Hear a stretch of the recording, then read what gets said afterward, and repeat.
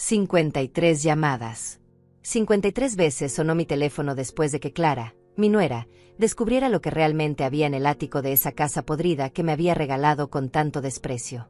«Sal de nuestras vidas y quédate con esa casa podrida», me gritó frente a toda la familia durante la repartición de la herencia de mi marido. Sus palabras resonaron en la sala como bofetadas, mientras Mateo, mi propio hijo, permanecía en silencio, asintiendo como un cobarde. Yo acepté en silencio, con la dignidad que ellos nunca tuvieron. Creían que me estaban dando las migajas, lo que no servía para nada.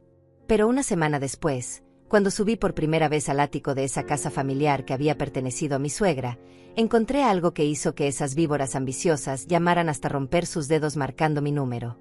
Pero todo había empezado de manera tan normal, tan familiar. Era un martes por la tarde, 3 semanas después del funeral de mi esposo. El aire olía a jazmines del jardín que él había plantado hace 30 años, esos jazmines que ahora florecían sin él para verlos. La luz dorada del atardecer se filtraba por las cortinas de encaje que yo misma había tejido cuando éramos jóvenes y creíamos que la vida era justa. Mateo, mi hijo, había llamado temprano para invitarme a cenar. Su voz sonaba extraña, como si cada palabra fuera cuidadosamente medida, como si estuviera leyendo un guión que habían escrito para él. Debí haber notado entonces que algo andaba mal. Debí haber prestado atención a ese tono forzado que usaba cuando era niño y había roto algo valioso, cuando venía a confesarme sus travesuras con esa misma voz culpable. Pero el dolor por la pérdida de mi marido me había vuelto ingenua, vulnerable. Pensé que mi hijo me estaba cuidando, que finalmente se había dado cuenta de que su madre viuda necesitaba compañía. ¡Qué tonta fui! Me puse mi vestido verde oliva, el que mi difunto marido siempre decía que hacía brillar mis ojos como esmeraldas. Tomé mi bolso de cuero gastado, el mismo que había llevado a nuestra primera cita hace 45 años. Mientras caminaba hacia la casa de Mateo, el sonido de mis pasos sobre las hojas secas me tranquilizaba. Era otoño, mi estación favorita, cuando todo se prepara para morir y renacer. Las farolas se encendían una a una, creando pequeños círculos de luz cálida en la acera. Los vecinos regaban sus jardines. El aroma de la tierra húmeda se mezclaba con el humo de las chimeneas. Era una de esas tardes perfectas que te hacen creer que la vida es predecible, que las personas que amas jamás te traicionarían. Toqué el timbre y Clara abrió la puerta con una sonrisa que no llegaba a sus ojos. Llevaba un vestido rojo intenso, demasiado ajustado para una cena familiar, como si fuera una reunión de negocios en lugar de recibir a su suegra. Sus tacones resonaban contra el piso de mármol mientras me guiaba hacia el comedor. Cada paso sonaba como un martillo golpeando un clavo. La mesa estaba puesta con la vajilla cara que habían recibido de boda, la misma que yo había ayudado a elegir hace 8 años, cuando aún creía que esa mujer amaba a mi hijo. Pero algo se sentía diferente esa noche. Las flores del centro de mesa estaban marchitas, como si hubieran sido colocadas ahí hace días. El mantel tenía pequeñas manchas que Clara había intentado disimular con servilletas. Había un aire de urgencia en la casa, como si todo hubiera sido preparado apresuradamente para esta ocasión específica. Ahora entiendo que era porque habían decidido que esa sería la noche en que me quitarían todo. Mateo llegó del trabajo con los ojos esquivos. Me besó la frente como siempre, pero su abrazo duró menos de lo normal. Se había cortado el cabello muy corto, casi militar, y llevaba una camisa blanca que yo no recordaba haberle visto antes. Durante la cena, Clara hablaba sin parar sobre sus nuevos proyectos, sobre la necesidad de mudarse a una casa más grande, sobre lo caro que estaba todo. Mateo asentía mecánicamente, cortando su carne con movimientos bruscos. Yo escuchaba en silencio, sintiendo que cada palabra tenía un peso específico, como si estuvieran construyendo algo invisible entre los tres. Olivia, mi nieta de 17 años, apareció por la cocina con su uniforme escolar arrugado. Sus ojos verdes, idénticos a los míos, me miraron con una tristeza que no supe interpretar entonces. Se sentó a mi lado y tomó mi mano por debajo de la mesa. Sus dedos estaban fríos, temblorosos. Cuando Clara le pidió que subiera a hacer la tarea, Olivia apretó mi mano una vez más antes de desaparecer escaleras arriba. Ahora entiendo que me estaba despidiendo. La conversación derivó hacia mi salud, hacia mi soledad en esa casa grande después de la muerte de mi esposo. Clara mencionó casualmente que había visto un apartamento perfecto para mí, cerca del centro, con todo lo necesario para una mujer de mi edad. Mateo agregó que sería más seguro, más práctico. Hablaban sobre mi vida como si yo no estuviera presente, como si fuera una niña que necesitara ser cuidada. El café se había enfriado en mi taza, pero seguí sosteniéndola, necesitando el calor de la porcelana entre mis dedos. Cuando finalmente mencionaron la herencia, lo hicieron con una delicadeza ensayada que me resultó más insultante que si hubieran sido directos. Papá había dejado muchas cosas que resolver, decían. Sería mejor centralizar todo, hacer una división justa. Clara sugirió que ella podría encargarse de los papeles, de las gestiones. Mateo añadió que yo no debería preocuparme por esas cosas complicadas. Sus voces se volvían cada vez más suaves, más convincentes. Era como si me estuvieran arrullando hacia un sueño del que no quería despertar.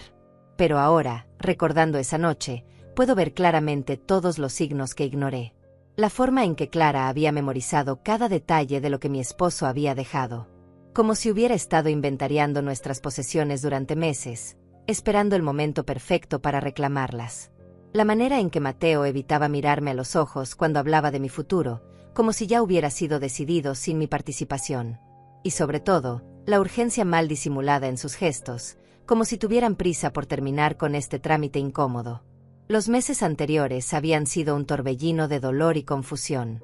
Mi esposo había muerto súbitamente de un infarto mientras regaba sus amados jazmines. Una mañana estaba desayunando conmigo, comentando sobre las noticias, y por la tarde ya no estaba. El shock me había dejado como flotando en una bruma espesa, incapaz de concentrarme en los detalles prácticos. Clara había aparecido inmediatamente, ofreciéndose a ayudar con los papeles del funeral, con los trámites del banco, con todo lo que yo no podía manejar en mi estado. Ahora entiendo que no era ayuda, era reconocimiento del terreno. Mientras yo lloraba en mi habitación, ella estaba tomando fotos de nuestros muebles, anotando números de cuenta, memorizando cada objeto de valor.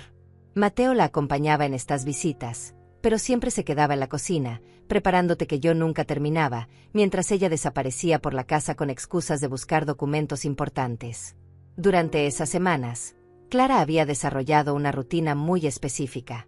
Llegaba por las mañanas con bolsas de compras del supermercado, siempre con los productos más caros, como si estuviera gastando dinero que ya consideraba suyo.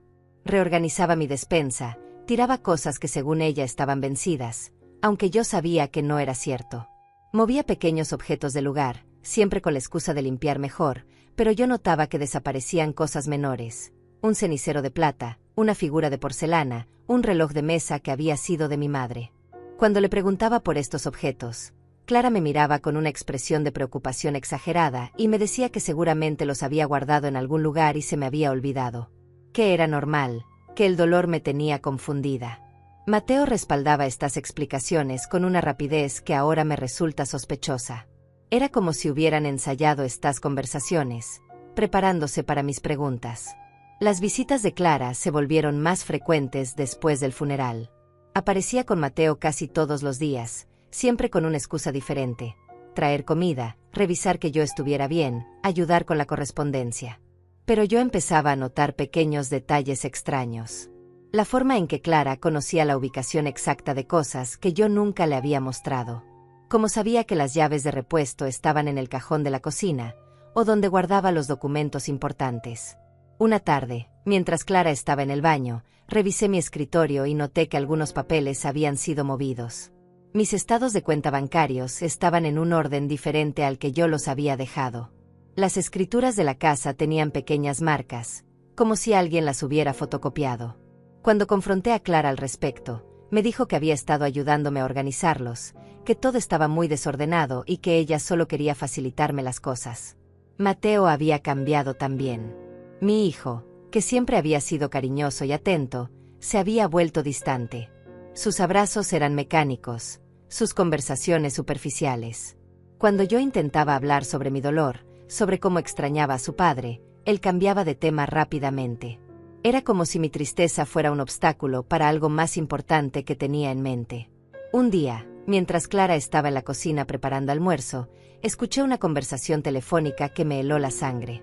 Estaba hablando con alguien sobre tasaciones, sobre el valor de mercado de casas en mi barrio. Mencionaba específicamente mi dirección, describía las características de la propiedad como si ya fuera suya. Cuando me vio escuchando, colgó rápidamente y me dijo que había sido una llamada equivocada. Pero la gota que derramó el vaso fue cuando encontré a Clara en el dormitorio que había compartido con mi esposo. Estaba abriendo cajones, revisando la ropa de él, separando cosas en montones. Cuando le pregunté qué estaba haciendo, me dijo que pensaba que sería bueno donar la ropa, que era doloroso para mí tener esas cosas ahí. Pero yo había visto cómo guardaba discretamente los gemelos de oro de mi esposo, su reloj de bolsillo, pequeños objetos valiosos que desaparecían entre sus pertenencias. Esa noche, en la cena que ahora entiendo fue cuidadosamente planeada, Clara finalmente mostró sus cartas. Habló sobre la importancia de simplificar mi vida, de no cargar con responsabilidades innecesarias. Mencionó que había consultado con un abogado, por mi bien, para entender mejor cómo manejar la herencia. Mateo agregó que ellos estarían encantados de encargarse de todos los aspectos legales y financieros. Presentaron un plan que habían elaborado con lujo de detalles. Yo me mudaría a un apartamento pequeño y cómodo, ellos se encargarían de vender la casa familiar y administrar el dinero resultante. Clara había traído incluso folletos de residencias para personas mayores, lugares donde podría hacer amigas de mi edad y tener actividades apropiadas para mi situación. El documento que pusieron frente a mí esa noche era un poder notarial amplio que les daría control total sobre todos mis bienes. Clara lo explicó como una formalidad necesaria, algo que me protegería de futuras complicaciones. Mateo añadió que de esta manera yo no tendría que preocuparme por nada, que ellos se encargarían de todo mientras yo me adaptaba a mi nueva vida. Pero cuando pregunté por la casa de mi suegra, esa propiedad vieja en las afueras de la ciudad que había pertenecido a la familia durante generaciones, sus expresiones cambiaron. Clara la describió como un lugar inhabitable, lleno de humedad y problemas estructurales. Mateo añadió que sería más una carga que un beneficio, que los costos de mantenimiento superarían cualquier valor que pudiera tener. Fue entonces cuando Clara pronunció esas palabras que quedarían grabadas en mi memoria para siempre: sal de nuestras vidas y quédate con esa casa podrida. Lo dijo con tanto veneno, con tanto desprecio, que hasta Olivia, mi nieta, levantó la cabeza sorprendida desde la escalera donde había estado escuchando a escondidas. El silencio que siguió fue ensordecedor. Mateo no dijo nada, simplemente asintió como si esas palabras hubieran salido de su propia boca. Era la confirmación de que mi hijo había elegido el dinero por encima de su madre. La humillación no terminó ahí. Clara continuó su discurso venenoso, explicándole a toda la familia presente cómo yo era una carga, cómo mi negativa a firmar los papeles estaba complicando todo innecesariamente. Habló de mi edad, de mi incapacidad para manejar mis propios asuntos, de lo egoísta que era al aferrarme a propiedades que no podía mantener. Sus palabras caían sobre mí como piedras, cada una calculada para herirme donde más dolía. Pero lo que más me dolió fue ver a Mateo ahí parado, con los brazos cruzados, sin defender a su madre. Este era el mismo niño que había cuidado cuando tuvo fiebre durante días, el mismo que había llorado en mis brazos cuando otros niños se burlaban de él en la escuela, el mismo al que había trabajado doble turno para pagarle los estudios universitarios. Ahora me miraba como si fuera una extraña que se interponía en sus planes. César, mi cuñado, había estado presente esa noche junto con su esposa Virginia. Ellos tampoco dijeron nada en mi defensa. Se quedaron ahí sentados, incómodos pero silenciosos, como si presenciar mi humillación fuera el precio que tenían que pagar por mantener la paz familiar. Virginia incluso asintió cuando Clara sugirió que sería lo mejor para todos si yo aceptaba la propuesta sin causar más problemas. Esa noche volví a mi casa con el corazón roto y un papel arrugado en la mano, las escrituras de la casa de mi suegra, esa propiedad que todos consideraban una carga inútil. Clara me las había entregado con una sonrisa burlona, como quien regala basura a un mendigo. Toma tu casa podrida, me había dicho. Al menos tendrás un techo donde morirte sola. Los días que siguieron fueron los más oscuros de mi vida. No solo había perdido a mi esposo, sino que también había descubierto que mi hijo era capaz de traicionarme por dinero. Me quedé en mi casa, evitando las llamadas de Clara, que ahora se había vuelto insistente con el tema de mi mudanza. Aparecía sin avisar, siempre con Mateo a remolque, preguntando cuándo iba a comenzar a empacar mis cosas. Clara había comenzado a actuar como si la casa ya fuera suya. Traía a amigas para mostrarles el lugar, hablando abiertamente sobre sus planes de remodelación. Comentaba sobre qué paredes derribaría, qué muebles mantendría, cómo convertiría mi dormitorio en un vestidor. Todo esto mientras yo estaba presente, como si fuera invisible o ya no viviera ahí. Mateo había dejado de visitarme solo. Siempre venía acompañado de Clara, como si necesitara su permiso para ver a su propia madre. Durante estas visitas, él se mantenía callado mientras ella revisaba mis armarios, sugiriendo qué ropa debería donar y qué objetos no necesitaría en mi nueva vida. Era como ver a mi hijo convertido en un títere, moviéndose según los hilos que ella manejaba. Una tarde, Clara llegó con una cámara profesional y comenzó a tomar fotos de cada habitación. Cuando le pregunté para qué eran, me dijo que las necesitaba para el agente inmobiliario, para acelerar el proceso de venta. Fotografió cada mueble, cada cuadro, cada objeto decorativo, como si estuviera documentando un inventario. Mateo sostenía las luces mientras ella trabajaba, los dos moviéndose por mi casa con la eficiencia de profesionales. Esa noche, después de que se fueron, me senté en el jardín donde mi esposo había plantado sus jazmines. El aroma de las flores se mezclaba con el aire fresco de la noche, y por primera vez en semanas, pude pensar con claridad. Fue entonces cuando tomé la decisión de ir a ver esa casa que todos consideraban tan inútil, esa propiedad que Clara me había regalado con tanto desprecio. Al día siguiente, temprano en la mañana, tomé un taxi hasta las afueras de la ciudad. La casa de mi suegra estaba en un barrio que había conocido mejores tiempos, rodeada de terrenos baldíos y edificaciones antiguas. Desde afuera, efectivamente parecía abandonada. La pintura se descascaraba, el jardín estaba lleno de maleza, y algunas ventanas tenían los cristales rotos. Entendía por qué Clara la había considerado sin valor. Pero cuando abrí la puerta con las llaves que habían estado guardadas en el cajón de mi cocina durante años, algo cambió. La casa tenía una atmósfera especial, como si estuviera llena de recuerdos esperando ser descubiertos. Los rayos de sol se filtraban por las ventanas polvorientas, creando patrones de luz que bailaban sobre los muebles cubiertos por sábanas blancas. Caminé lentamente por cada habitación, descubriendo rincones que no había visto desde la muerte de mi suegra hace 15 años. Había muebles antiguos de madera sólida, cuadros con marcos dorados, una biblioteca llena de libros encuadernados en cuero. Todo estaba cubierto de polvo, pero en perfectas condiciones, como si el tiempo se hubiera detenido en esta casa. La cocina conservaba todos los utensilios originales: ollas de cobre, platos de porcelana fina, cubiertos de plata que brillaban débilmente bajo la luz tenue. El comedor tenía una mesa para 12 personas, con sillas tapizadas en terciopelo verde que solo necesitaban una buena limpieza para volver a lucir elegantes. Era evidente que mi suegra había vivido rodeada de objetos valiosos que nadie había pensado en valorar adecuadamente. Pero fue cuando decidí subir al segundo piso que realmente comencé a entender la magnitud de lo que Clara me había regalado. Las habitaciones de arriba estaban mejor conservadas, protegidas de la humedad por un techo que había resistido perfectamente el paso del tiempo. Había 3 dormitorios, cada uno amueblado completamente, con armarios llenos de ropa de época y cajas que contenían documentos, fotografías y objetos personales. El baño principal tenía una bañera de hierro fundido con patas de león, grifos de bronce y azulejos importados que debían valer una fortuna. Todo el segundo piso respiraba elegancia y calidad, el tipo de materiales y acabados que ya no se fabrican, que hoy día costarían fortunas reproducir.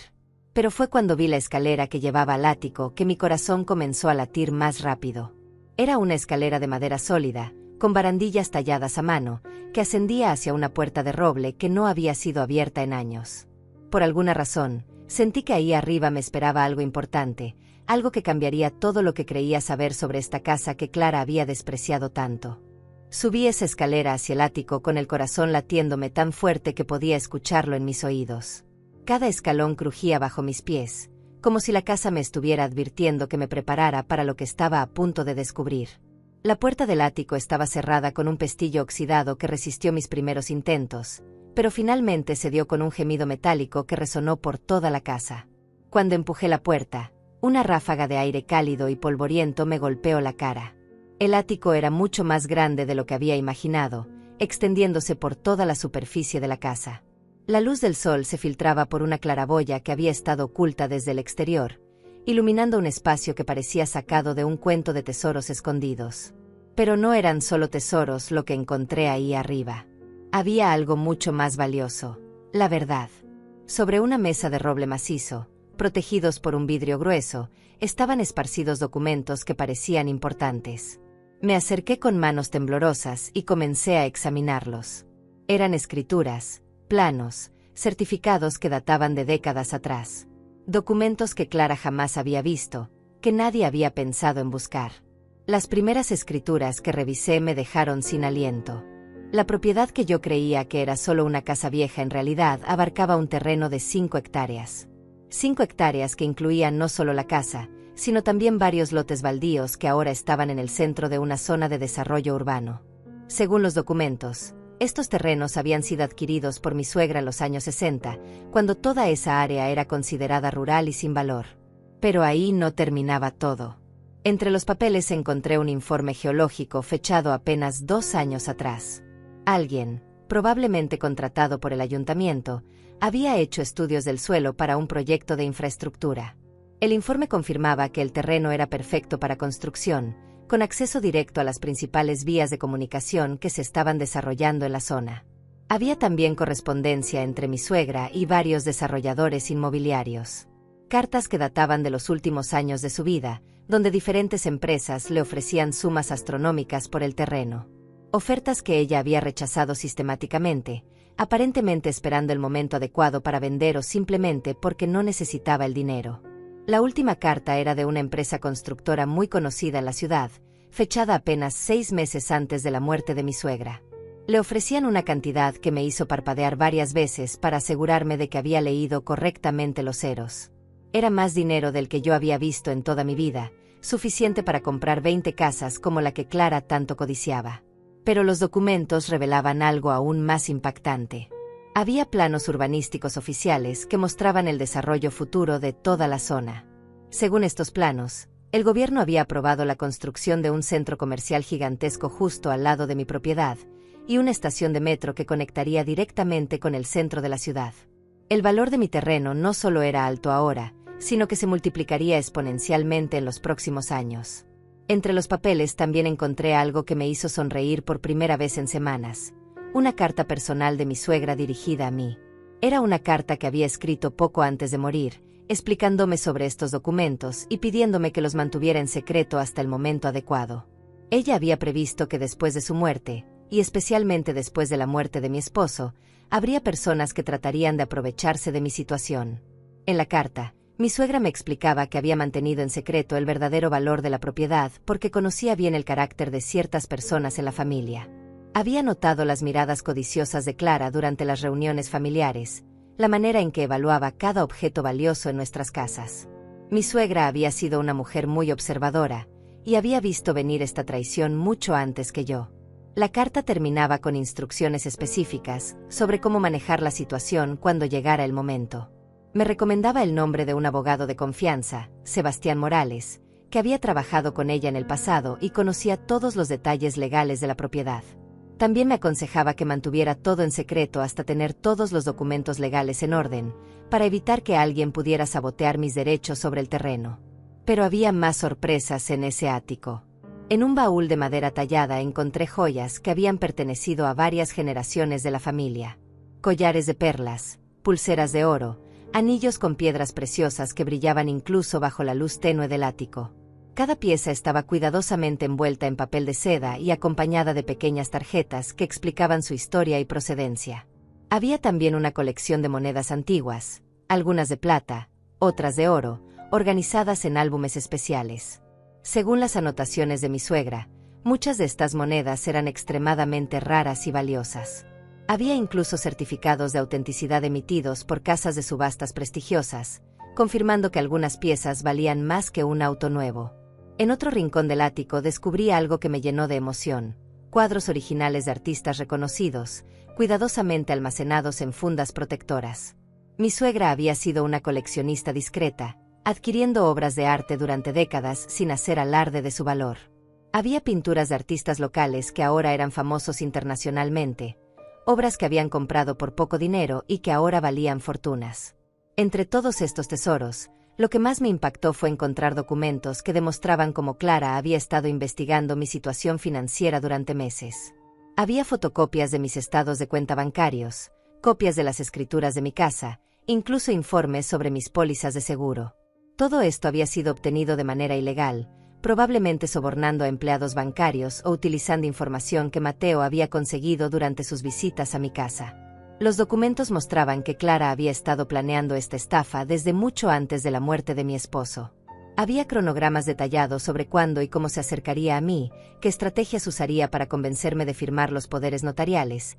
Incluso tenía listas de propiedades donde planeaba mudarme para mantenerme alejada mientras ellos liquidaban mis bienes. Lo más perturbador era un documento donde Clara había calculado exactamente cuánto dinero obtendrían de la venta de mis propiedades, cómo lo dividirían entre ella y Mateo, y cuánto me darían a mí como mesada para mantenerme tranquila. Habían planeado darme apenas una fracción mínima de lo que realmente valían mis bienes, lo suficiente para sobrevivir pero no para ser independiente. Pero el documento que más me dolió fue una conversación transcrita entre Clara y Mateo, aparentemente grabada por ella para tener evidencia de su acuerdo. En esa conversación, mi propio hijo decía textualmente que yo era demasiado vieja para manejar dinero, que sería mejor para todos si ellos se encargaban de todo, y que de cualquier manera, yo no viviría lo suficiente para gastar todo ese dinero. Había también evidencia de que habían estado investigando residencias para ancianos, lugares donde planeaban internarme una vez que tuvieran control total de mis finanzas. Clara había visitado varios establecimientos, había preguntado sobre costos y servicios, como si ya hubiera decidido mi futuro sin consultarme. Esa tarde, sentada en el ático rodeada de evidencias de la traición más dolorosa de mi vida, tomé una decisión que cambiaría todo. No solo tenía en mis manos los medios para defenderme, sino también para darles a Clara y Mateo exactamente lo que se merecían. Pero esta vez, yo sería quien tuviera el control de la situación. Al día siguiente, bajé de ese ático transformada en una mujer completamente diferente. No era la viuda vulnerable que Clara creía poder manipular, sino alguien que finalmente conocía el verdadero alcance de su poder. Pero decidí no mostrar mis cartas inmediatamente. En lugar de eso, desarrollé mi propio plan, uno que requería paciencia, silencio y una actuación digna de los mejores teatros. Lo primero que hice fue contactar a Sebastián Morales, el abogado que mi suegra había recomendado en su carta. Cuando lo llamé y mencioné el nombre de mi suegra, su tono cambió inmediatamente. Me pidió que fuera a su oficina esa misma tarde, y cuando le mostré los documentos que había encontrado en el ático, su expresión se volvió muy seria. Sebastián me explicó que mi suegra había sido una de sus clientas más astutos. Ella había previsto exactamente esta situación y había dejado instrucciones muy específicas sobre cómo proteger mis intereses. El abogado me confirmó que los documentos eran completamente legales y que yo era la única propietaria legítima de todo ese terreno. Pero más importante aún, me advirtió sobre las tácticas que Clara probablemente usaría para tratar de arrebatarme la propiedad. Durante esa reunión, Sebastián me mostró documentos adicionales que mi suegra había dejado en su custodia. Incluían poderes revocatorios que anulaban automáticamente cualquier documento que yo pudiera firmar bajo coerción, y declaraciones juradas donde ella explicaba sus sospechas sobre las verdaderas intenciones de Clara hacia la familia. El abogado también me informó sobre algo que me llenó de satisfacción. Las fotocopias de mis documentos personales que Clara había obtenido ilegalmente constituían varios delitos federales. Había evidencia suficiente para presentar cargos criminales contra ella por fraude, invasión de privacidad y conspiración. Sebastián ya había comenzado a recopilar toda la información necesaria para presentar una demanda. Pero yo quería algo más que justicia legal. Quería que Clara y Mateo entendieran exactamente lo que habían perdido por su codicia. Así que desarrollé un plan que comenzaría con fingir que había aceptado mi derrota. Esa noche, cuando Clara llegó con Mateo para presionarme nuevamente sobre la mudanza, los recibí con una actitud completamente diferente. Les dije que había reflexionado sobre sus palabras, que tenían razón en que yo era demasiado vieja para manejar tantas responsabilidades. Clara no pudo ocultar su satisfacción cuando le dije que estaba lista para firmar todos los documentos necesarios. Durante los días siguientes, actué como la viuda derrotada que ellos esperaban ver. Permití que Clara organizara mis pertenencias, que hiciera citas con agentes inmobiliarios, que planificara cada detalle de mi supuesta nueva vida. Mientras tanto, yo documentaba cada una de sus acciones, grababa nuestras conversaciones y recopilaba evidencia adicional de su fraude. Clara se había vuelto tan confiada que comenzó a cometer errores. Trajo a sus amigas para mostrarles su nueva casa, hablando abiertamente sobre sus planes de remodelación como si la propiedad ya fuera suya. Incluso llegó a contratar a un decorador para que hiciera diseños preliminares, gastando dinero que aún no tenía en proyectos que jamás se realizarían. Mateo, por su parte, había comenzado a actuar como el nuevo patriarca de la familia. Se había mudado temporalmente a mi casa, supuestamente para cuidarme durante la transición, pero en realidad para asegurarse de que yo no cambiara de opinión. Durante las noches, lo escuchaba hablar por teléfono con Clara, planificando cómo dividirían el dinero de la venta y discutiendo qué harían con cada objeto valioso de la casa. Pero había alguien más en esta historia que estaba viendo todo con la misma claridad que yo, Olivia, mi nieta. Durante una de las visitas familiares, cuando Clara estaba particularmente eufórica mostrándole a Virginia sus planes para la casa, Olivia se me acercó discretamente. «Abuela», me susurró al oído, «sé que algo no está bien aquí. Papá y mamá han estado actuando muy extraño, y he escuchado conversaciones que no me gustan. Si necesitas ayuda, puedes confiar en mí». Esa noche, después de que todos se fueron, Olivia se quedó conmigo.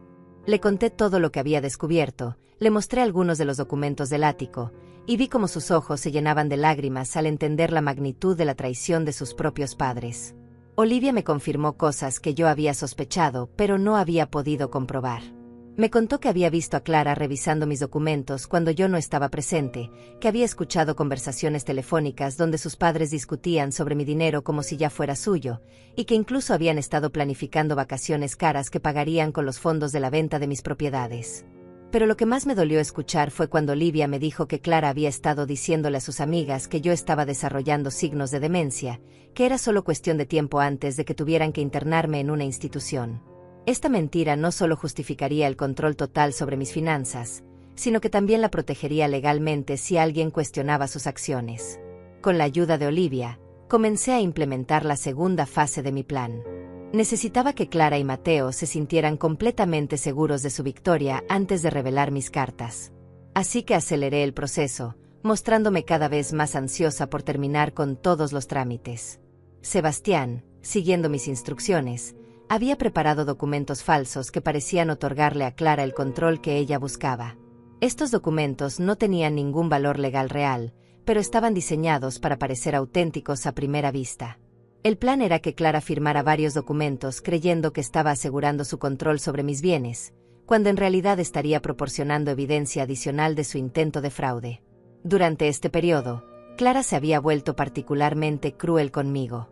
Ya no se molestaba en fingir amabilidad, tratándome como si fuera una carga molesta que tenía que tolerar hasta conseguir lo que quería. Me hablaba con condescendencia, como si fuera una niña que no entendía lo que era mejor para ella. Una tarde, mientras ella dirigía a los trabajadores que estaban empacando mis pertenencias, escuché cómo le decía a uno de ellos: «No se preocupe por ser cuidadoso con esas cosas, la mayoría va a ser donada de cualquier manera. La vieja no va a necesitar la mitad de esto donde va». Esa misma noche, Clara trajo los documentos finales para que yo los firmara. Era un poder notarial completo que le daría control total sobre todas mis propiedades, cuentas bancarias e inversiones. Mateo estaba presente como testigo, junto con César y Virginia, quienes habían sido convencidos de que esto era lo mejor para mí. Cuando tomé la pluma para firmar, sentí una mezcla de tristeza y anticipación. Tristeza por la familia que había perdido, anticipación por la justicia que estaba a punto de servir. Firmé el documento con mano temblorosa, actuando como la anciana frágil que todos creían que era. Clara no pudo contener su satisfacción. Inmediatamente comenzó a hacer llamadas telefónicas, contactando agentes inmobiliarios, programando visitas para mostrar la casa, incluso reservando camiones de mudanza para el día siguiente. Su prisa era tan evidente que hasta Virginia comentó que quizás deberían tomarse las cosas con más calma. Pero Mateo respaldó a su esposa, diciendo que era mejor resolver todo rápidamente para evitarme más estrés. Habló sobre lo aliviado que se sentía de que finalmente yo estuviera en buenas manos, como si el hecho de despojarme de todo lo que tenía fuera un acto de caridad. Esa noche, después de que todos se fueron, me senté en mi sala rodeada de cajas y muebles cubiertos, sabiendo que al día siguiente comenzaría el espectáculo final. Clara había caído completamente en mi trampa, y ahora era el momento de cerrar las mandíbulas y enseñarle el verdadero significado de la palabra consecuencias. A la mañana siguiente, Clara apareció a las 7 en punto con una energía que no había visto en ella jamás. Traía café y pasteles caros, como si estuviéramos celebrando algo maravilloso en lugar de lo que ella creía que era mi desalojo definitivo. Mateo llegó poco después con un camión de mudanza y 3 trabajadores que Clara había contratado para trasladar mis pertenencias al apartamento que había elegido para mí. Lo que Clara no sabía era que Sebastián ya había activado la primera fase de mi contraataque. Mientras ella dirigía a los trabajadores con la autoridad de alguien que se cree dueña de todo, el abogado estaba presentando en el juzgado una denuncia formal por fraude, acompañada de todas las evidencias que habíamos recopilado durante las últimas semanas. Olivia había llegado temprano, supuestamente para ayudar con el empaque, pero en realidad para ser testigo de lo que estaba a punto de suceder. La pobrecita fingía tristeza por mi partida, pero yo podía ver en sus ojos la anticipación de la justicia que estaba por llegar. Mi nieta había demostrado tener más honor en sus 17 años que su padre en toda su vida. Clara había comenzado a actuar como si la casa ya fuera completamente suya. Daba órdenes a los trabajadores sobre qué muebles llevar al apartamento y cuáles dejar para ella, todo esto sin consultarme, como si mi opinión ya no importara. Había incluso comenzado a quitar cuadros de las paredes y a separar objetos decorativos según su propio criterio estético. Esto no va con la decoración que tengo planeada, decía mientras apartaba una lámpara antigua que había sido de mi madre. Y esta alfombra está demasiado gastada, será mejor donarla. Cada decisión que tomaba sobre mis pertenencias era como una bofetada, pero yo seguía fingiendo ser la anciana resignada que ella esperaba ver. Mateo se había encargado de contactar al banco para informar sobre el cambio en mis cuentas. Había programado una cita para esa misma tarde, donde Clara firmaría como apoderada legal y tendría acceso completo a todos mis fondos. La avaricia los había vuelto tan imprudentes que no habían pensado en verificar la legitimidad de los documentos que yo había firmado. Mientras los trabajadores cargaban mis pertenencias, Clara recibió una llamada que la puso eufórica. Era de un agente inmobiliario que ya tenía compradores interesados en mi casa. Habló durante varios minutos sobre el precio de venta, las condiciones de la negociación y hasta sobre la fecha tentativa de cierre. Todo esto a pocos metros de mí, como si yo fuera invisible. Sí, la propietaria anterior ya no será un problema, la escuché decir. Está siendo reubicada en un lugar más apropiado para su edad. Puede traer a sus clientes mañana mismo si quiere. Pero la llamada que realmente estaba esperando llegó a las 10:30 de la mañana. Era Sebastián, informándome que todo estaba listo para la siguiente fase del plan.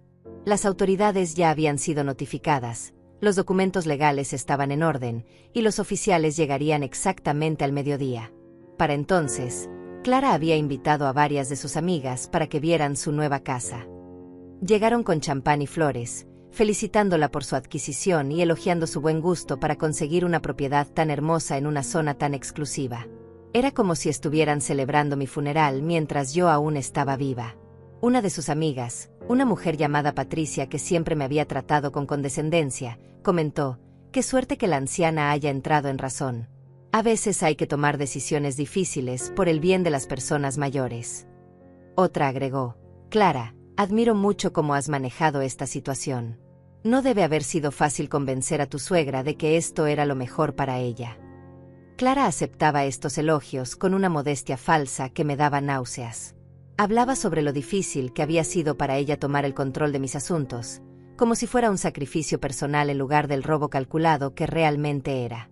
Mateo, mientras tanto, había comenzado a revisar mis documentos personales más íntimos. Lo vi hojeando cartas que mi esposo me había escrito, fotografías familiares, incluso mi diario personal. Cuando le pregunté qué estaba haciendo, me dijo que necesitaba organizar mis papeles para facilitar la transición. «Mamá, algunas de estas cosas son muy personales», me dijo con una sonrisa condescendiente. «Será mejor que las guardemos en un lugar seguro para que no se pierdan durante la mudanza». Lo que realmente estaba haciendo era buscar cualquier documento que pudiera complicar sus planes. Había apartado especialmente las escrituras originales de mi casa, los títulos de mis inversiones, y cualquier papel que pudiera darme algún tipo de poder legal en el futuro. A las 11:30, Clara decidió que era momento de ir al banco. Me pidió que me preparara para acompañarlos, actuando como si fuera un favor que me estaba haciendo al permitirme estar presente durante la transferencia de mis propias cuentas.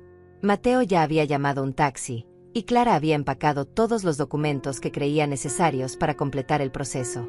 Pero justo cuando estábamos a punto de salir, escuchamos el sonido de varios automóviles deteniéndose frente a la casa. Clara miró por la ventana con curiosidad, esperando ver quizás más compradores potenciales o algún trabajador adicional que había contratado. Su expresión cambió dramáticamente cuando vio a 3 oficiales de policía bajándose del primer vehículo, seguidos por Sebastián y 2 hombres en trajes que obviamente eran oficiales del juzgado.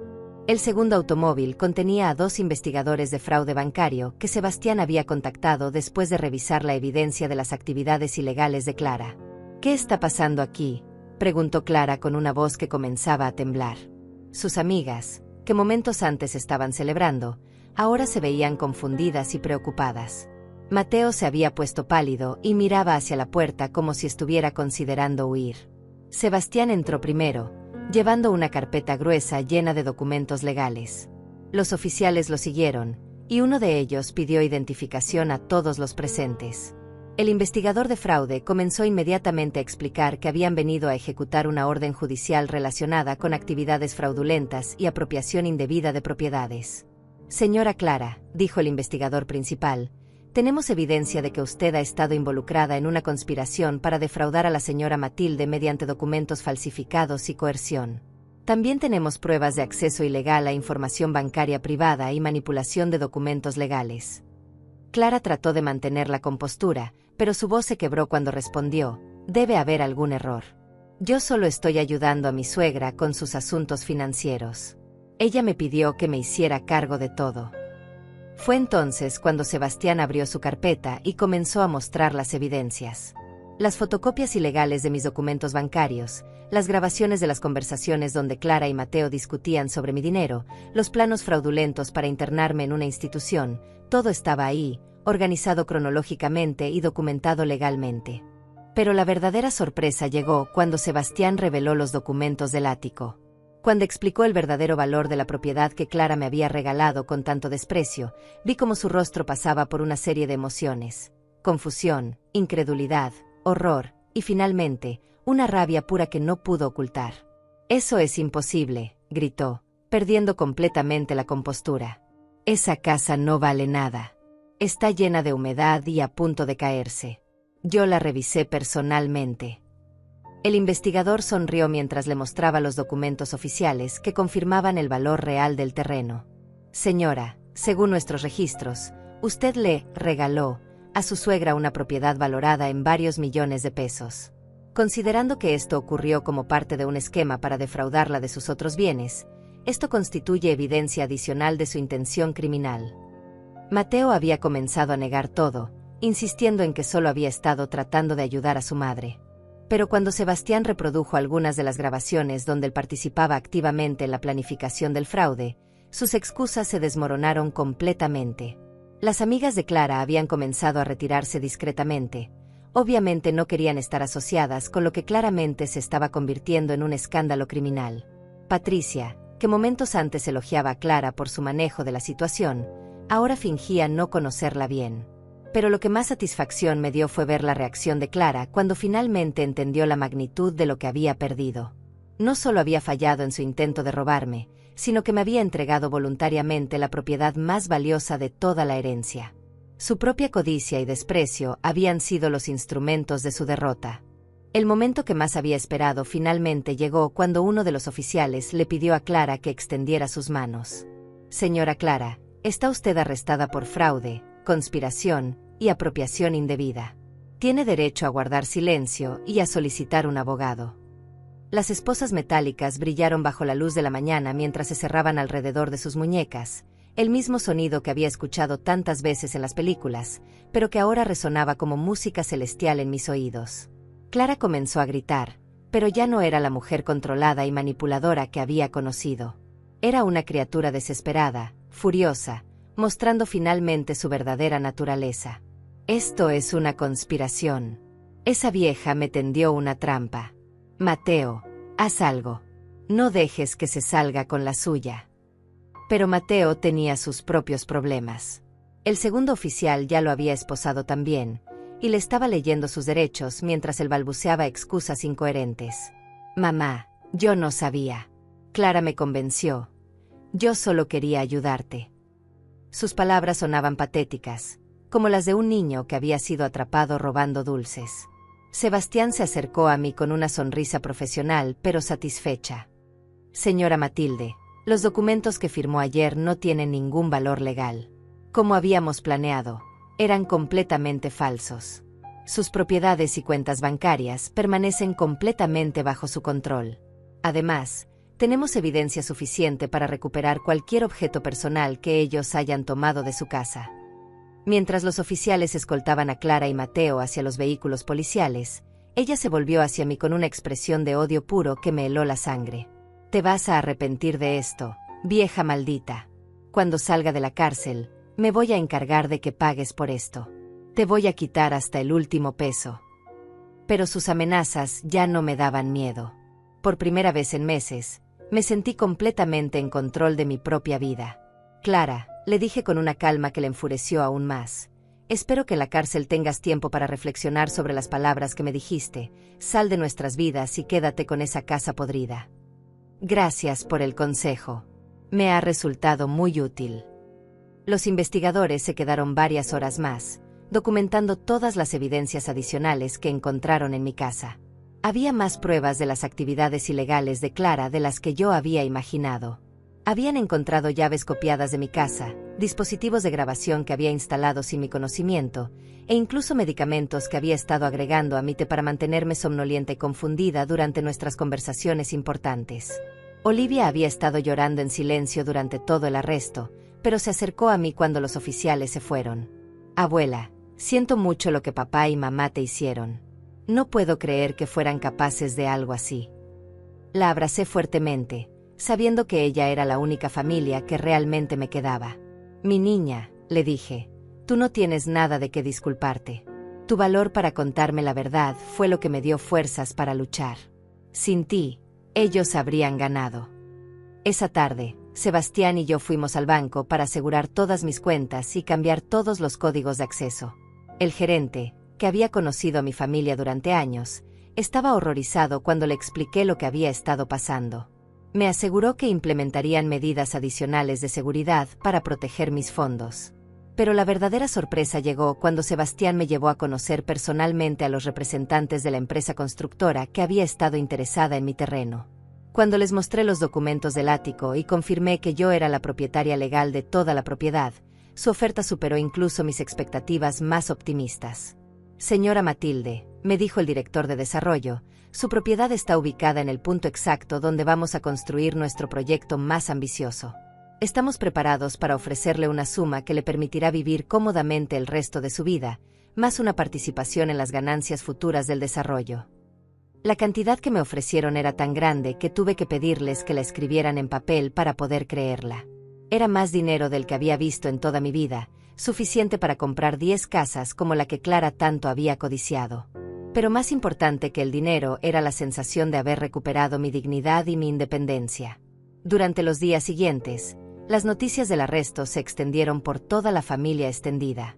César y Virginia vinieron a verme, llenos de disculpas por no haber defendido cuando Clara me humilló. Matilde, me dijo César, nunca imaginamos que las cosas llegaran tan lejos. Pensamos que era solo una disputa familiar normal. Les dije que los entendía, pero que también esperaba que hubieran aprendido algo sobre la importancia de defender lo correcto, incluso cuando es incómodo.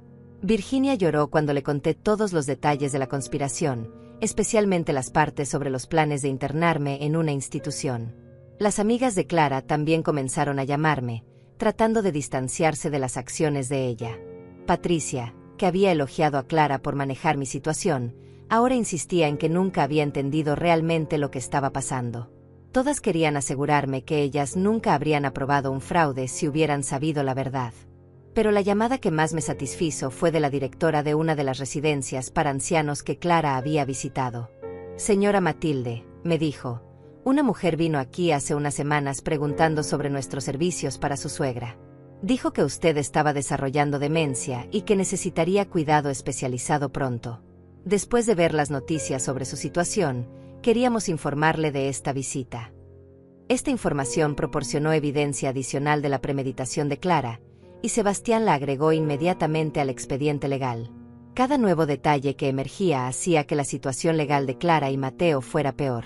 Una semana después del arresto, recibí una carta de Clara desde la cárcel. Era una mezcla patética de disculpas falsas y amenazas veladas. Trataba de justificar sus acciones diciendo que solo había estado preocupada por mi bienestar, que todo había sido un malentendido, que si yo retiraba los cargos, ella podría demostrar que realmente me amaba como a una madre. Pero la parte que más me molestó fue cuando escribió: Matilde, sabes que en el fondo yo tenía razón sobre esa casa. Sin importar lo que digan los documentos, sigue siendo un lugar viejo y deteriorado. El dinero no puede cambiar eso. Era evidente que incluso ahora, enfrentando años de prisión, Clara no podía aceptar que su propia codicia y desprecio habían sido los instrumentos de su caída. Rompí la carta sin terminar de leerla y le dije a Sebastián que no quería recibir más correspondencia de ella. Mateo también había intentado contactarme, pero sus mensajes eran aún más patéticos que los de Clara. Trataba de culpar a su esposa por todo, insistiendo en que él había sido manipulado tanto como yo.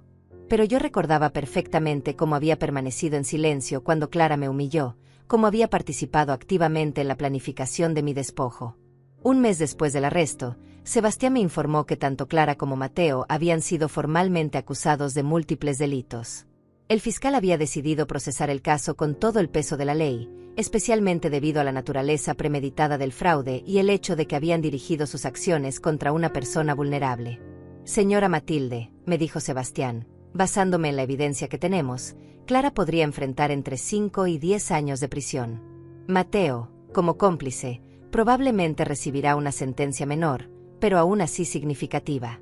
Además, tendrán que pagar restitución completa por todos los objetos que tomaron de su casa. Pero para entonces, el dinero y la justicia legal ya no eran mi principal preocupación. Había comenzado a planificar mi nueva vida, una vida libre de personas que veían mi edad como una oportunidad para aprovecharse de mí. Tenía recursos más que suficientes para vivir cómodamente, y más importante aún, tenía la sabiduría que viene de haber sobrevivido a la traición más dolorosa imaginable. 3 meses después del arresto, mi vida había cambiado completamente, pero no de la manera que Clara había planeado. En lugar de estar internada en una residencia para ancianos, estaba viviendo en una hermosa casa nueva que había comprado con una pequeña fracción del dinero que recibí por la venta de mi terreno. Era un lugar moderno, seguro, con un jardín donde planté nuevos jazmines en memoria de mi esposo. Olivia se había mudado conmigo después de que los servicios sociales determinaran que no podía quedarse sola mientras sus padres estaban en prisión. Inicialmente había sido una medida temporal, pero ambas habíamos descubierto que disfrutábamos enormemente de la compañía mutua. Ella me ayudaba con la tecnología moderna, y yo le enseñaba las recetas familiares que Clara nunca había querido aprender. El proceso legal había avanzado más rápido de lo que Sebastián había predicho inicialmente. Clara había cometido el error de intentar sobornar a un oficial de la prisión para que le permitiera hacer llamadas telefónicas adicionales, lo cual había agregado nuevos cargos a su expediente. Su abogado le había aconsejado declararse culpable a cambio de una sentencia reducida, pero ella había rechazado cualquier acuerdo que incluyera admitir su culpabilidad. Mateo, por el contrario, había aceptado cooperar completamente con las autoridades a cambio de una sentencia menor. Durante las audiencias preliminares, había proporcionado detalles adicionales sobre los planes de Clara que ni siquiera yo conocía. Aparentemente, ella había estado planeando esta estafa durante más de 2 años, desde mucho antes de la muerte de mi esposo. Durante una de las audiencias a las que asistí, escuché testimonios que me hicieron entender la profundidad de la traición. Clara había estado documentando mis rutinas diarias, mis hábitos de sueño, incluso mis conversaciones telefónicas con amigas. Había creado un perfil psicológico detallado de mí, identificando mis debilidades emocionales y diseñando estrategias específicas para manipularme. Pero lo que más me impactó fue descubrir que Clara había estado envenenándome lentamente con sedantes suaves durante meses. Los análisis médicos que Sebastián había solicitado confirmaron la presencia de sustancias que explicaban la fatiga y confusión que había estado experimentando. No era el duelo lo que me había vuelto vulnerable, era una intoxicación deliberada y calculada. El médico que revisó los resultados me explicó que las dosis habían sido cuidadosamente calibradas para mantenerme somnolienta y confundida sin causar síntomas obvios que pudieran alertar a otros sobre lo que estaba pasando. Señora Matilde, me dijo, es un milagro que no haya sufrido daños permanentes. Unas pocas semanas más de esta intoxicación y podría haber desarrollado problemas cognitivos serios. Esta revelación me hizo sentir una mezcla de horror y alivio. Horror por darme cuenta de lo cerca que había estado de perder no solo mis bienes sino también mi mente, y alivio por entender que mi confusión y vulnerabilidad no habían sido signos de envejecimiento sino el resultado de un envenenamiento criminal. Durante este periodo, también recibí noticias sobre la reacción de la familia extendida al escándalo. César y Virginia habían cortado completamente el contacto con Clara, incluso habían cambiado de abogado para asegurarse de no tener ninguna conexión profesional con ella. Otros parientes que habían sido cordiales con Clara durante años, ahora la trataban como si fuera una extraña peligrosa. Pero las consecuencias sociales para Clara se extendían más allá de la familia. Su círculo de amigas, que había cultivado cuidadosamente durante años, la había abandonado completamente. Patricia y las otras mujeres que habían celebrado en mi casa el día del arresto ahora fingían no conocerla bien. Algunos incluso habían dado testimonios para el fiscal sobre conversaciones sospechosas que habían tenido con Clara. Isaías, mi vecino de toda la vida, vino a visitarme a mi nueva casa una tarde. Era un hombre mayor, viudo como yo, que había observado toda la situación desde su ventana durante meses. Matilde, me dijo, yo sabía que algo andaba mal. Vi cómo Clara entraba y salía de tu casa a horas extrañas, cómo llevaba cajas cuando tú no estabas. Debí haber dicho algo antes. Le agradecí su preocupación, pero le expliqué que probablemente Clara habría encontrado una manera de desacreditar sus observaciones. Isaías, personas como Clara son expertas en hacer que otros parezcan los problemáticos. Si hubieras hablado antes, probablemente me habría convencido de que eras un vecino entrometido. A través de Sebastián, me enteré de que Clara había estado siguiendo un patrón similar con otras familias en el pasado. Los investigadores habían descubierto que había estado involucrada en 2 casos previos de abuso financiero de personas mayores, aunque nunca había sido procesada criminalmente. En ambos casos, había usado tácticas similares: ganar la confianza de la familia, aislar a la víctima, y luego tomar control gradual de sus finanzas. Esta información había convertido mi caso en algo mucho más grande que un simple fraude familiar. El fiscal estaba usando mi situación como el caso central de una investigación más amplia sobre redes de abuso financiero dirigidas a personas mayores. Clara no era solo una nuera codiciosa, era una criminal profesional que había perfeccionado sus métodos durante años. 6 meses después del arresto, finalmente llegó el día del juicio. Yo había decidido testificar personalmente, a pesar de las objeciones de Sebastián, quien temía que el proceso fuera demasiado estresante para mí. Pero yo necesitaba mirar a Clara a los ojos y decirle exactamente lo que pensaba de sus acciones. El día que subí al estrado, Clara me miró con una mezcla de odio y desdén que me confirmó que nunca había sentido remordimiento real por lo que había hecho. Incluso enfrentando años de prisión, seguía convencida de que yo era la villana de esta historia. Durante mi testimonio, relaté no solo los hechos del fraude, sino también el impacto emocional que había tenido en mí. Hablé sobre las noches de insomnio, preguntándome si realmente estaba perdiendo la razón.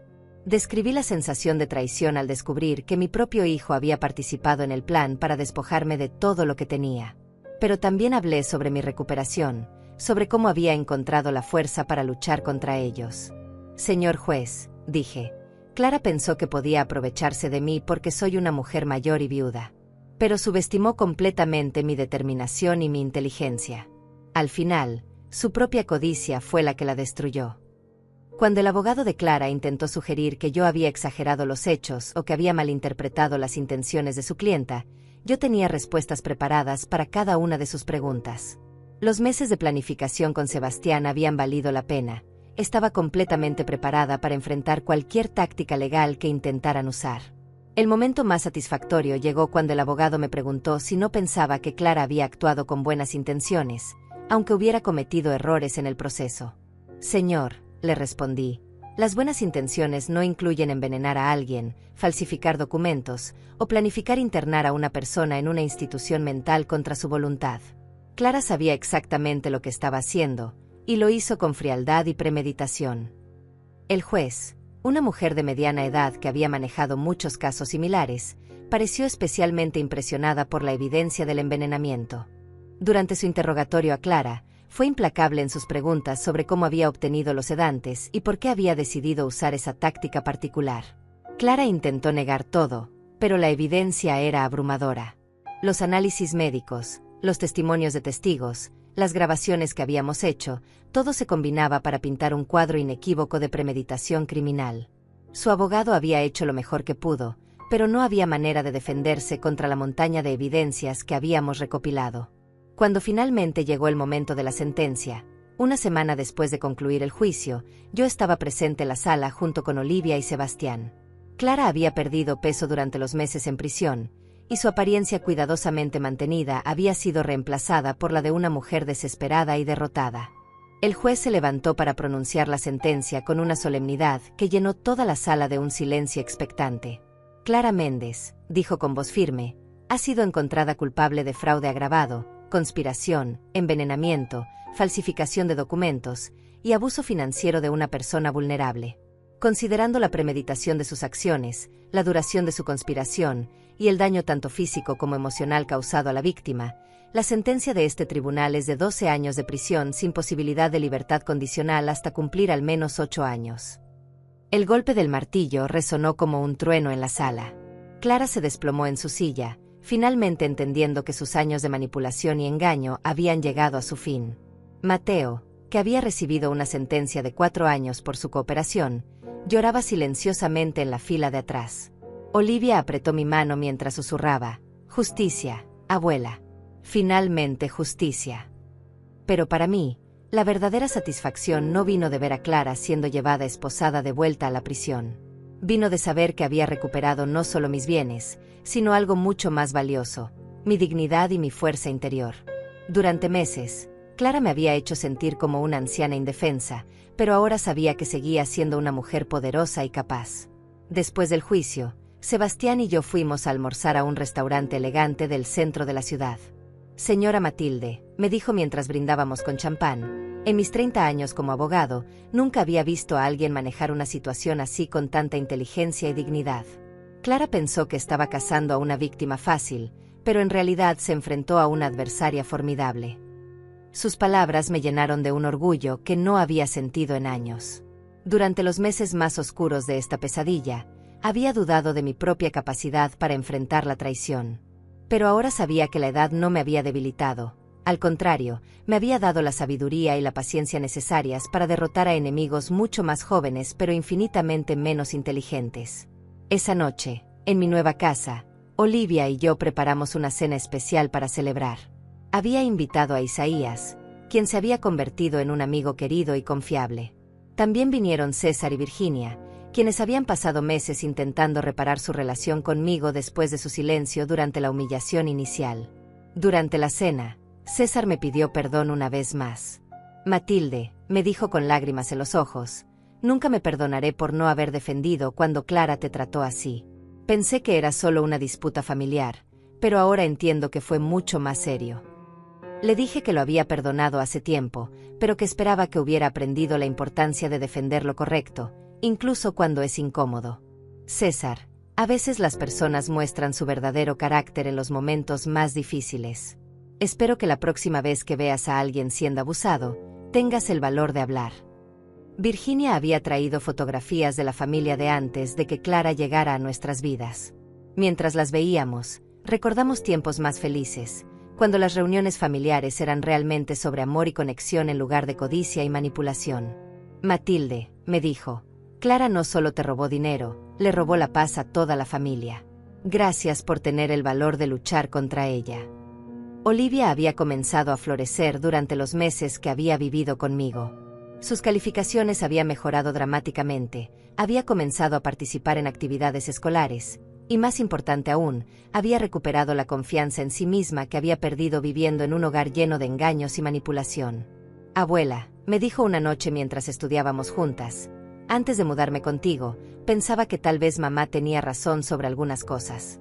Me había hecho creer que tú eras débil, que necesitabas que otros tomaran decisiones por ti. Pero ahora veo que eres la persona más fuerte que conozco». Sus palabras me conmovieron profundamente. Clara no solo había intentado robarme a mí, había estado envenenando la mente de su propia hija contra su abuela. Pero el tiempo que Olivia y yo habíamos pasado juntas había sanado esa herida, creando un vínculo más fuerte que cualquier mentira que Clara hubiera podido inventar. Un año después del arresto, recibí una carta inesperada. Era de Mateo, escribiendo desde la prisión. A diferencia de las cartas previas llenas de excusas, esta era diferente. Por primera vez, parecía entender verdaderamente la magnitud de lo que había hecho. «Mamá», escribía, «he tenido mucho tiempo para pensar sobre mis acciones, y finalmente entiendo que no hay excusa para lo que te hice. No fue Clara quien me obligó a traicionarte, Fue mi propia codicia y cobardía. Sé que probablemente nunca podrás perdonarme, pero necesitaba que supieras que finalmente entiendo el daño que causé. La carta continuaba con detalles sobre cómo había llegado a esa comprensión, sobre las sesiones de terapia en la prisión que lo habían ayudado a enfrentar sus propias fallas. Me da vergüenza admitir que durante años vi tu generosidad como debilidad, escribía. Pensé que porque eras amable y confiada, eras fácil de manipular. Ahora entiendo que tu bondad era en realidad tu fortaleza. Leí la carta varias veces antes de decidir qué hacer con ella. Finalmente, se la mostré a Olivia, quien también luchaba con sus sentimientos hacia sus padres. ¿Qué piensas, mi niña?, le pregunté. ¿Crees que tu padre ha cambiado realmente? Olivia reflexionó por un largo tiempo antes de responder. Abuela, creo que papá está empezando a entender lo que hizo, pero las palabras son fáciles de escribir. Lo que importa es lo que haga cuando salga de la prisión. Por ahora, prefiero concentrarme en la familia que tengo aquí contigo. Su sabiduría me impresionó. A los 18 años, Olivia había desarrollado una comprensión de las relaciones humanas que muchos adultos nunca logran. La traición de sus padres la había lastimado profundamente, pero también la había fortalecido de maneras que solo alguien que ha sobrevivido tal experiencia puede entender. 2 años después del juicio, mi vida había encontrado un nuevo ritmo y propósito. Había decidido usar parte de mi nueva riqueza para establecer una fundación que ayudara a otras personas mayores que habían sido víctimas de abuso financiero. Sebastián me ayudó a crear los documentos legales, y Olivia, quien había comenzado a estudiar trabajo social, se convirtió en mi asistente principal.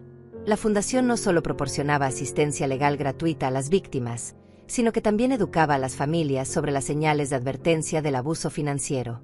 Habíamos desarrollado talleres, folletos informativos, e incluso un programa de televisión local donde yo compartía mi historia para ayudar a otros a reconocer y prevenir situaciones similares. Durante una de las primeras conferencias públicas que di, una mujer mayor se me acercó con lágrimas en los ojos. Señora Matilde, me dijo, su historia me ayudó a darme cuenta de lo que mi hijo estaba haciéndome.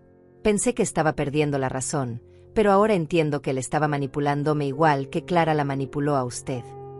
Esos momentos me confirmaron que había encontrado mi verdadero propósito en esta nueva etapa de mi vida. Clara había intentado convertirme en una víctima silenciosa, pero en su lugar, me había transformado en una defensora poderosa para otros que enfrentaban situaciones similares. En las tardes tranquilas, cuando Olivia estaba en la universidad y la casa estaba silenciosa, me sentaba en mi jardín nuevo rodeada del aroma de los jazmines que había plantado. A veces pensaba en Clara, cumpliendo su sentencia en una celda pequeña, finalmente enfrentando las consecuencias de años de manipulación y engaño. No sentía odio hacia ella, solo una profunda satisfacción por haber demostrado que la edad y la aparente vulnerabilidad no equivalen a debilidad. Clara había calculado mal desde el principio, asumiendo que una mujer mayor y recién viuda sería una presa fácil. Pero había subestimado completamente la fuerza que viene de décadas de experiencia, la sabiduría acumulada de una vida bien vivida, y la determinación férrea de alguien que ha enfrentado y superado adversidades reales. Mientras el sol se ponía sobre mi jardín, sonreí al recordar las palabras exactas de Clara: sal de nuestras vidas y quédate con esa casa podrida. Esas palabras crueles se habían convertido en el regalo más valioso que había recibido en años. Mi teléfono ya no sonaba 53 veces con llamadas desesperadas. Ahora sonaba con llamadas de gratitud, de personas que habían encontrado esperanza en mi historia. Clara había tenido razón en una cosa: había salido de sus vidas para siempre. Pero no como la víctima derrotada que ella había imaginado. Había salido como una vencedora, llevándome no solo esa casa que tanto había despreciado, sino también mi dignidad restaurada, mi fuerza renovada, y la satisfacción de saber que la justicia, aunque a veces tarda, siempre llega para aquellos que tienen el valor de luchar por ella.